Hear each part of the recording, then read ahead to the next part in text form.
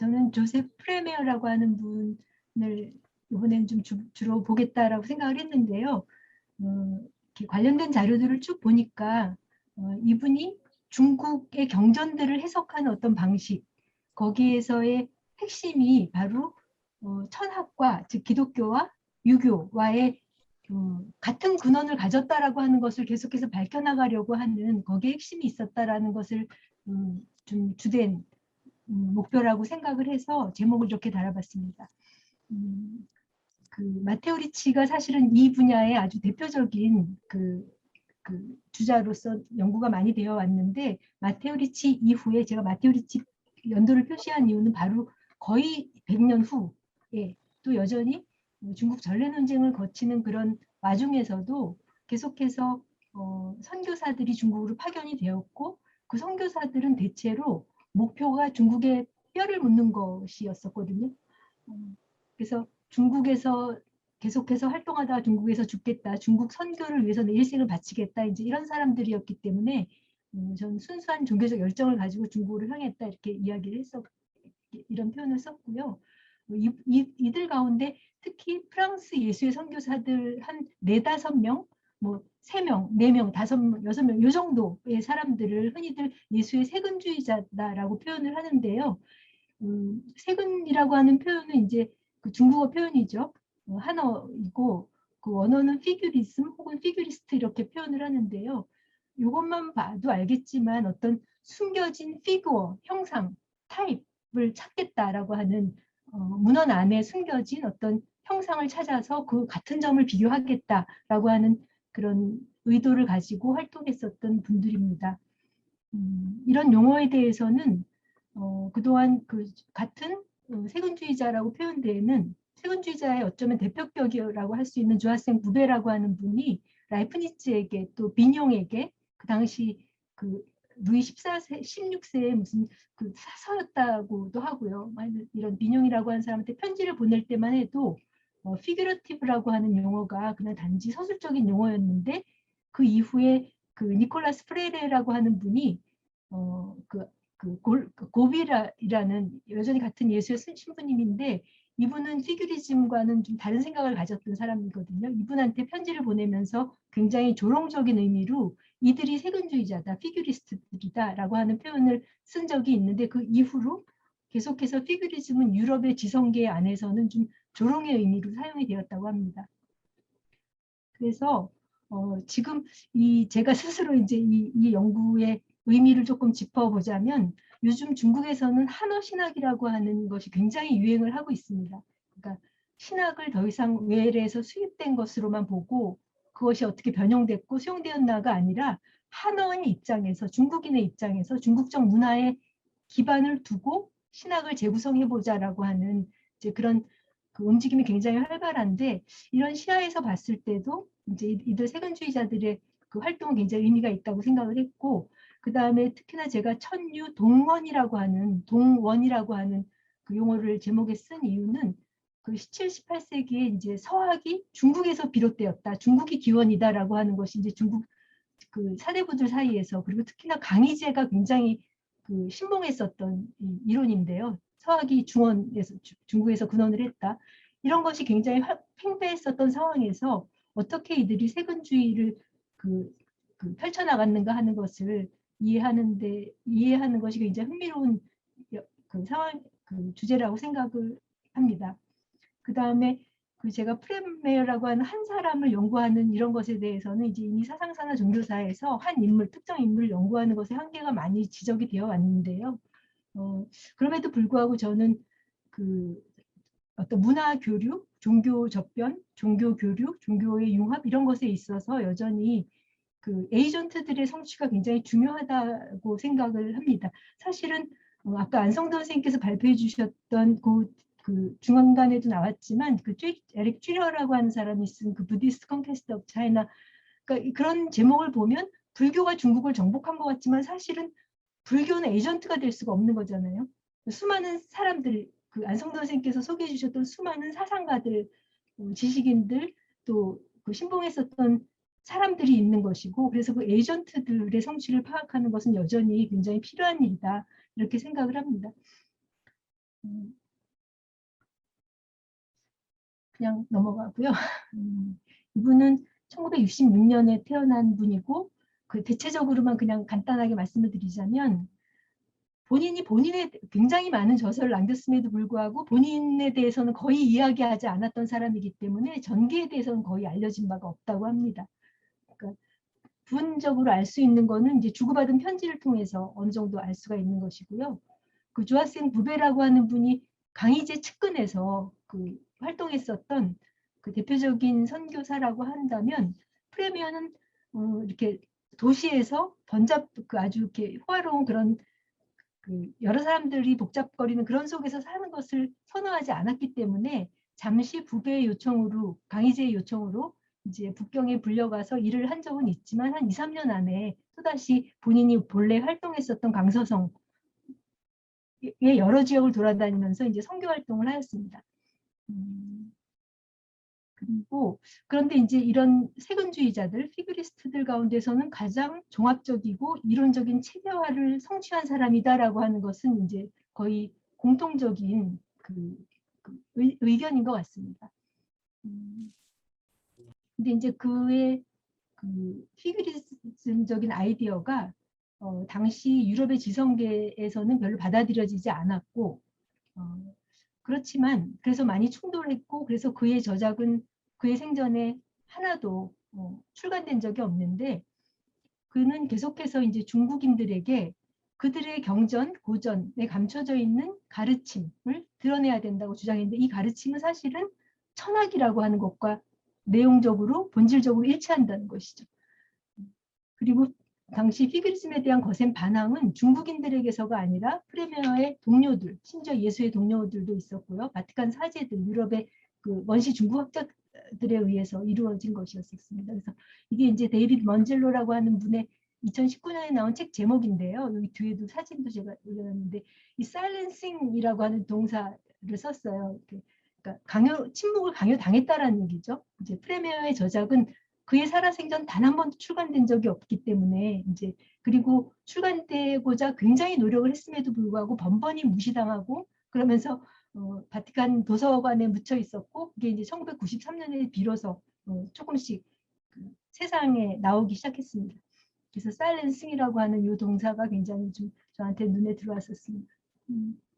그래서 총 36종의 저서가 있다. 그래서 종교 혹은 종교학 문헌, 세근 사상에 대한 논저, 문학 작품, 특히 조시 고아라고 하는 그것이 원나라 드라마가 이제 번역된 거, 이분이 그것을 번역을 한 게 오히려 유럽 지성계에서는 오히려 받아들여졌었고요. 그다음에 라틴어 학습 공부서, 한어 학습 공부서, 뭐 이런 것들. 총 36종이나 되는 이런 저서들이 계속 묻혀 있다가 이제 비교적 21세기가 시작되려고 했었을 때 비로소 책으로 묶여져서 지금은 총서로도 많이 이용을 할 수가 있습니다. 세근 사상이 많이 드러난 이런 저작들이 있습니다. 이런 저작들은 여러 선생님들께서 지금 프랑스 국가도서관에서 무료로 제공하는 온라인 그 시스템에서 다 보실 수가 있습니다. 그리고 두 번째, 중국의 유신론에 대한 편지, 또 중국 고전들 속의 기독교 흔적들. 이 책은 그 라틴어로만 되어 있는데 이 베스티지아 이거는 이제 불어로 번역이 됐고요. 중국어로는 없습니다. 그리고 한국에 제가 2009년에 처음으로 이 주제를 생각을 했을 때만 해도 별로 이렇게 피그리즘에 대한 것이 많이 안 알려졌었는데 지금은 굉장히 많은 사람들이 연구를 하고 굉장히 많은 사람은 아니고요. 그래도 꽤 많이들 연구를 하고 있다, 관심을 가지고 있다라는 것을 발견할 수 있었는데요. 특히 이제 한어 쪽에서 중국어 쪽에서는 어떻게 중국어를 배웠는지 외국인들이 이런 것 때문에 이거는 라틴어 중국어 다 있거든요. 여기 이제 중국어의 지식이라고 하는 책으로 지금 번역이 되어 나왔어요. 두 책으로. 그다음에 이 중국 고전에서 그리스도교를 찾다 이게 이제 베스티지아 그 책인데 이 책은 중문본은 없고요. 불어 번역본이 먼저 발견이 돼서 그것을 번역을 하다가 이 번역자이신 이종환 선생님이 나중에 라틴어본을 구해서 라틴어본과 대조를 하시면서 이제 라틴어를 잘하시는 분의 도움을 받아서 대조를 하면서 번역하셨다고 알고 있습니다.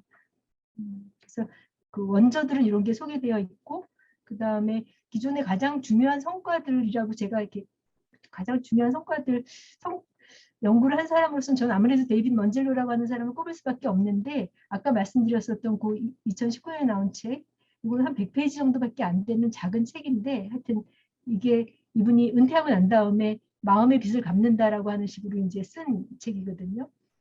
그래서 짧지만 굉장히 잘 설명이 되어 있고 이건 우리나라에 번역이 되어 있죠. 진기한 나라 중국이라고 하는 거. 이것도 1980년대 책입니다.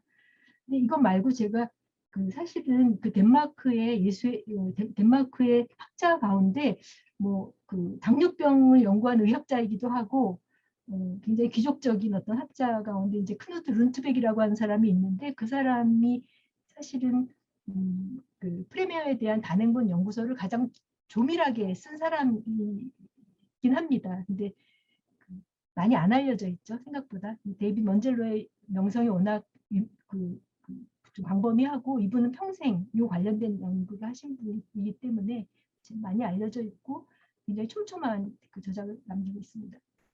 그다음에 이제 이건 제 관심사이기도 하니까 이거에 대해서 이제 정리를 해봤는데 마테오 리치와 그 100년 사이 프레메어는 어떤 차이를 보이는가 하는 것을 보자면 마테오 리치의 적응주의 선교 노선이 그 중국 전래논쟁에서 졌지만 사실은 예수의 선교사들 사이에서는 지속되고 있었는데 그럼에도 불구하고 이제 차이를 보인다면 제가 보기에는 이게 굉장히 중요한 차이인 것 같습니다.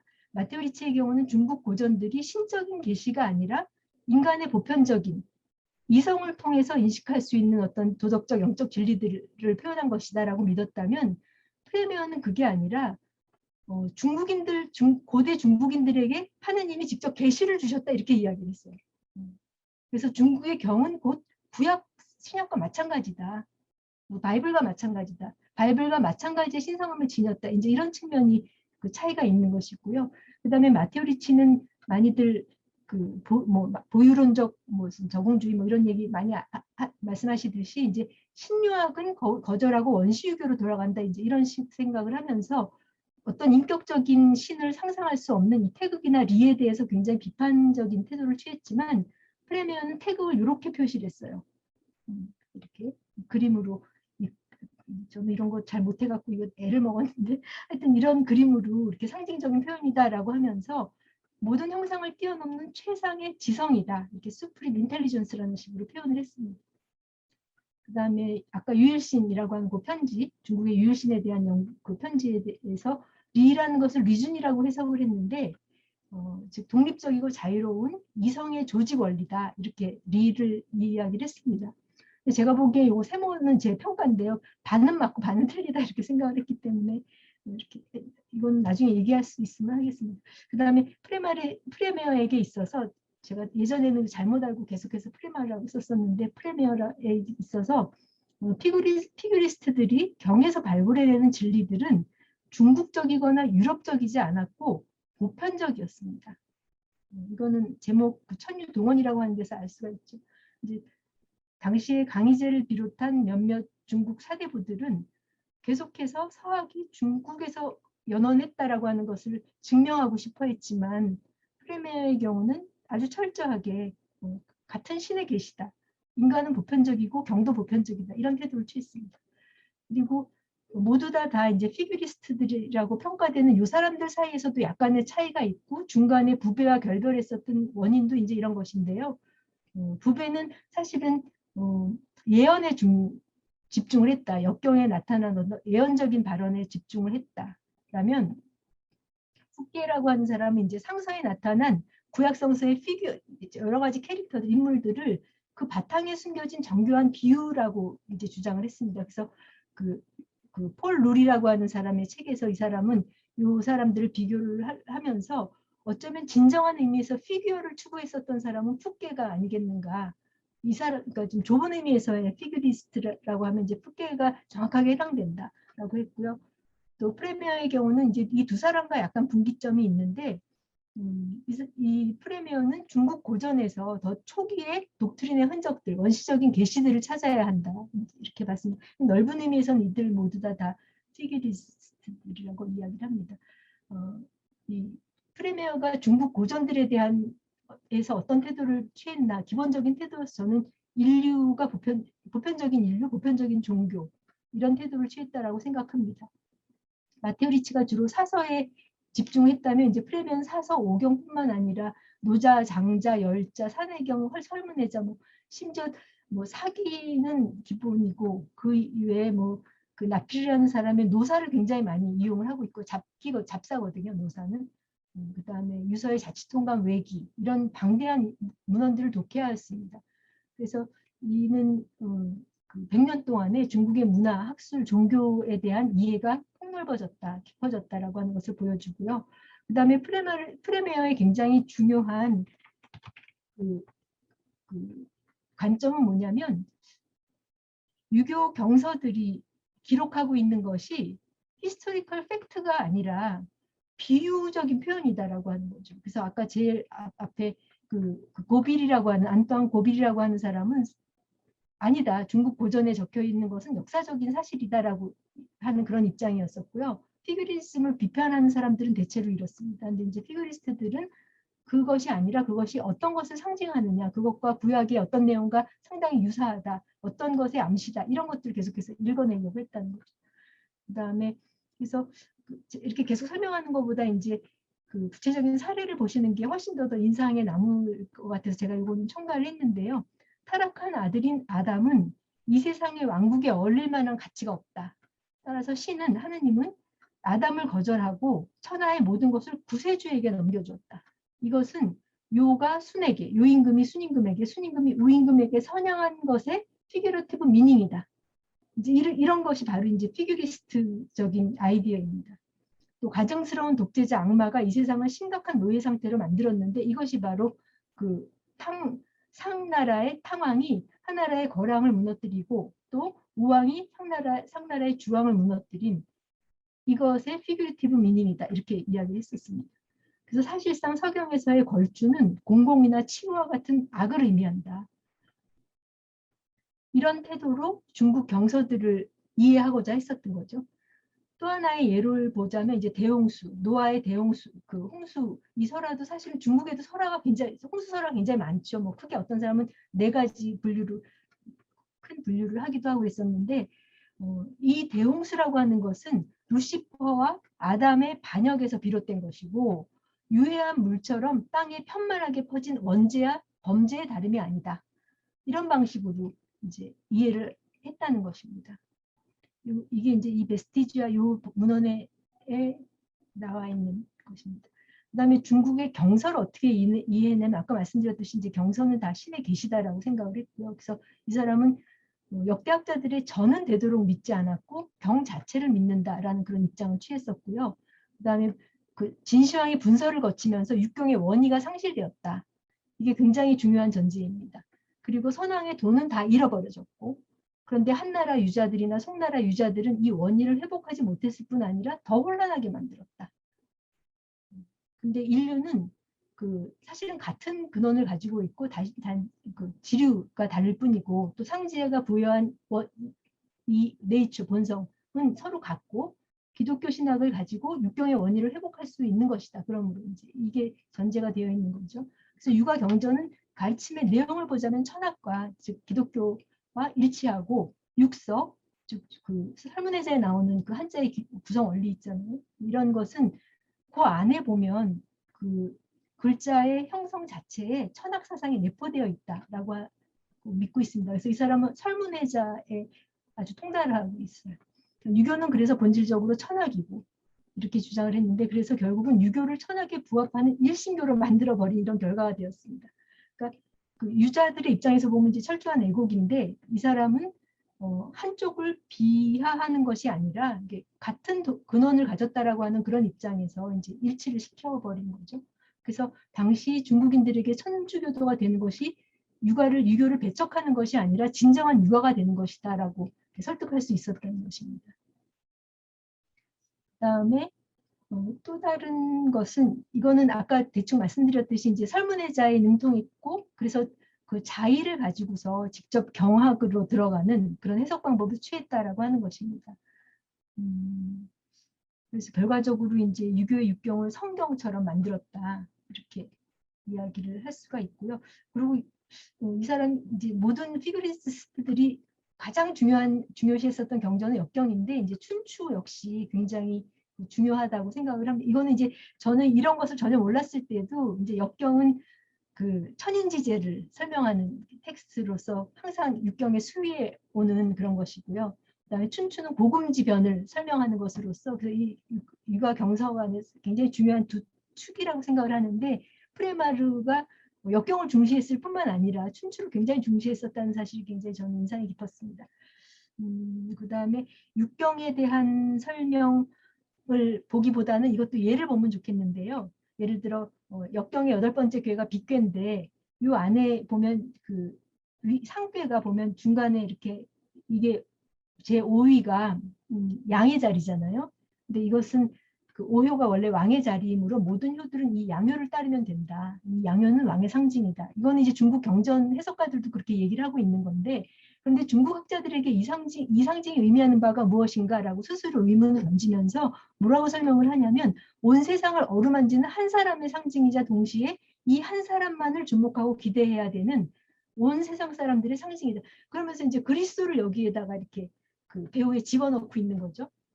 뭐 이런 식입니다. 이제 역경에서 건이 암시하는 것이 시경에서는 군자로 나타났고 서경에서는 요임금으로 나타났고 이런 식으로 이제 각 경전들 간에도 소통을 시키고 있고요.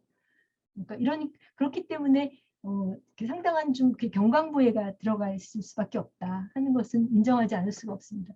그리고 제가 이번에 마지막으로 이 번역서를 살피다가 발견을 한 건데 사실 유라는 게 뭐냐라고 하는 이거는 19세기 말에서 20세기 중국 지성인들의 굉장히 중요한 주제였었는데 유를 이제 그 수라고 표현을 하면서 요 글자가 수잖아요. 그래서 그 뭔가를 기다리는 사람이고 특히 그 뭐 하늘에서 오는 뭐 비나 뭐 이런 것들을 기다리면서 춤을 추고 특정한 옷을 입고 춤을 추고 이런 식의 이야기를 뭐죠? 장태염이 했었거든요. 장태염이 원유라고 하는 아주 짤막한 에세이에서 그 얘기를 했고 그것을 나중에 호적이라고 하는 사람이 그 서류라고 하는 거의 책에 맞먹는 그 논문에서 이 이야기를 하고 있는데 저는 그들이 프레메어의 책을 봤으리라고는 결코 생각하지 않지만 프레메어 역시 이런 이야기를 하고 있다는 것을 굉장히 좀 놀랐습니다. 예전에 봤을 때는 발견을 못했는데 이번에 보니까 그리고 그 간단하게 말씀드리면 이제 이 성인 그 유교의 성인은 그 세인트가 아니잖아요. 흔히들 이제 세이지라고 번역을 하는데 프레메어는 그 유교에서 성인을 그 세인트로 다시 재해석을 하면서 공자는 세인트가 아니다. 공자의 지위는 세이지라고 놓고 그래서 공자는 홀리맨이 아니다. 근데 그러면 경전에서 나오는 성인은 모두 다 이 세상을 구원할 수 있는 이제 구세주의 아우라를 가진 사람들, 그런 신화 전설 속의 인물들을 성인이라고 보고 있는 거죠. 그러면서 이제 홀리맨, 그 홀리 오브 홀리스 이렇게 세인트라고 번역을 하고 있습니다. 그래서 저는 프레메어가 근데 마지막으로 이제 여전히 선교사였기 때문에 저는 이 사람의 색은 사상에 관심을 가지고 있었지만 이 사람은 평생 선교를 했었던 사람이고 색은 신학이 오히려 선교 활동의 부산물이다. 그러니까 우리는 아까 그 서원문 선생님께서 발표해 주셨던 그런 한역사학서의 경우에도 그 작업에 투신했었던 사람들이 본래 선교사라고 하는 거, 이제 선교사라고 하는 것을 잊지 않아야 된다 하는 생각을 이제 프레미어를 통해서도 할 수가 있었습니다.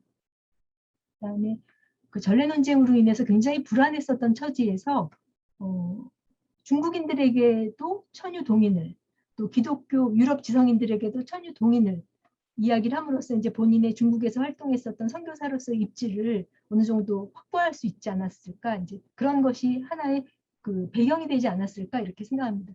베스티지아의 선언적인 서원적인 선언에서 나는 순수하고 단순하게 중국의 서적들에서 언급된 것을 진술하고 있고 이 민족의 구원을 제외하면 어떤 다른 계획도 없다. 나는 이 민족의 구원이 중요하다라고 하는 거죠. 그래서 이방인들의 사도를 본받고 사도 바울을 지적하는 것 같습니다. 나는 그들을 위해서 파문을 받게 되더라도 나에게 영광스러운 일로 여기겠다.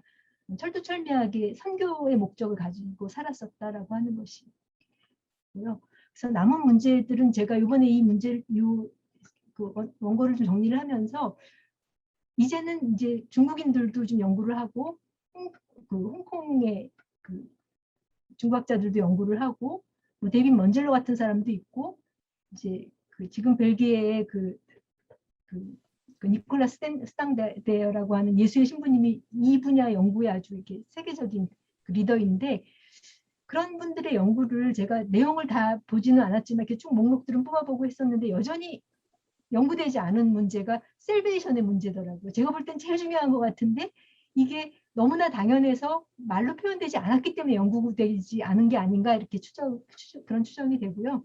부활의 문제도 전혀 연구하는 사람도 없고 베스티지 안에서도 부활의 문제가 다뤄지지 않았던 게 어쩌면 천주교 교리 안에서 기독교 교리 안에서 중국인들에게 굉장히 설득하기 어려운 그런 문제가 아니었을까라고 생각을 합니다. 이건 제가 조금 더 다음에 찾아봐야 된다고 생각을 하고 프레미어로부터 무엇을 배울 것인가 이렇게 생각을 해봤었을 때 무슨 이 사람이 예전에 라이문드 파니카라고 하는 그 힌두교인이자 그리스도교인이기도 했었던 이 사람이 여러 지구촌의 다종교 상황에서 서로 대화를 하려고 했을 때는 개종까지 염두에 두고 종교 간의 대화에 임해야 된다. 어떤 전제가 없어야 된다는 거죠. 이제 이런 이야기들을 떠올려 봤었을 때 프레미어는 오직 그가 믿었던 진리로 인해서 개방성과 포용성을 띤 학술적인 태도를 견지했다고 평가할 수 있을 것 같습니다. 여기까지 발표 마치겠습니다.